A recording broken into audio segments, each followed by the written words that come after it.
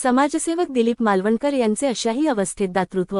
ज्येष्ठ पत्रकार व समाजसेवक दिलीप मालवणकर यांनी आज आपल्या अनोख्या दातृत्व गुणाचा प्रत्यय दाखवून समाजापुढे अनोखा आदर्श निर्माण केला। गेल्या 5 फेब्रुवारी रोजी ज्येष्ठ पत्रकार दिलीप मालवणकर यांच्यावर 3 हल्लेखोरांनी प्राणघातक हल्ला करण्याचा प्रयत्न केला। त्यात त्यांना जबर मारहाण झाल्याने हात, पाय, छाती व पोटावर मार लागला। तसेच खांद्याचे हाड 2 ठिकाणी फ्रॅक्चर झाल्याने गंभीर दुखापत झाली होती। याही अवस्थेत त्यांना शाळा नंबर 14 जवळील एका रिक्षा चालक पंकज नामदेव बनकर यांचे घरातील फ्रिजचा कॉम्प्रेसर फुटून घरातील सर्व सामान, कपडेलत्ते जळून गेले। हे कळताच पंकज बनकर या रिक्षाचालकाची अवस्था बघून अन्याय विरोधी संघर्ष समितीचे संस्थापक अध्यक्ष असलेल्या दिलीप मालवणकर यांनी स्वखर्चाने त्यांना स्वयंपाकघरातील सर्व भांडी, शेगडी, 2 महिने पुरेल इतके किराणा व जीवनोपयोगी साहित्य, कुटुंबासाठी कपडे, टॉवेल, चादरी असे साहित्य आज रोजी समितीच्या वतीने श्री रामेश्वर गवई, राजेश फक्के, शशिकांत दायमा, सुरेश जगताप, प्रशांत रोणे आदीच्या हस्ते रिक्षा चालक श्री पंकज बनकर यांच्या घरी जाऊन त्यांना सुपूर्द केले। या मदतीमुळे बनकर कुटुंबीय भारावून गेले व त्यांनी कृतज्ञता व्यक्त केली। त्यामुळे दिलीप मालवणकर स्वतः जखमी असतानाही एका गरीब रिक्षा चालकाच्या कुटुंबियास जो मदतीचा हात दिला त्याबद्दल मालवणकर यांच्या दातृत्वाची शहरात चर्चा होत आहे।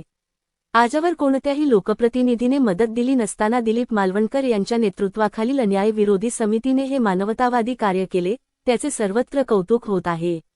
श्री साम्राज्य न्यूजसाठी सुरेश जगताप, उल्हासनगर।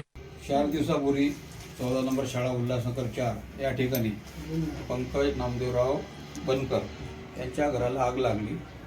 आग लागल्यामुळे त्यांच्या घरातलं सर्व साहित्य जळालं। फ्रीजचा कॉम्प्रेसरचा स्फोट झाला अशी माहिती आम्हाला मिळाली। त्यामुळे त्यांचा सर्व संसार जळाला। अंगावरल्या कपड्यावरती बाहेर पडलेले होते। त्यांच्या अंगावर त्यांच्यावर कुठलेही कपडे नाही राहिले। सर्व आम्ही घरात पण जाऊन आलो, बघितलं, पूर्ण जळालेलं आहे, काही शिल्लक नाही राहिलं। ही माहिती फक्के साहेबांनी आमचे अन्यायविरुद्ध संघर्ष समितीचे संस्थापक अध्यक्ष दिलीप मालवणकर साहेबांना सांगितली की बाबा असं बनकर यांच्या इथं झालेलं आहे, तर त्यांना मदतीची गरज आहे।